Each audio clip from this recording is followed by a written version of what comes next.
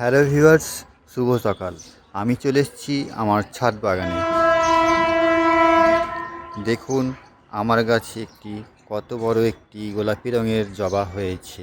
কালারটি যেন দুধে আলতা কালার।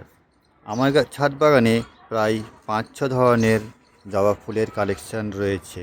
এই গাছটির মধ্যে প্রায় সারা বছর ফুল ও কুঁড়িতে ভরে থাকে, যেন ফুল দিতেও একদম থকে না। বাস কোনো যত্ন নেই, মাঝে মধ্যে বাস হালকা ফুলকা একটু পটাশ সার দিয়ে দিই ও গোড়ায় অল্প লিকুইড গোবর লিকুইড খোল পচা জল দিলেই ও অনবরত ফুল দিতে থাকে।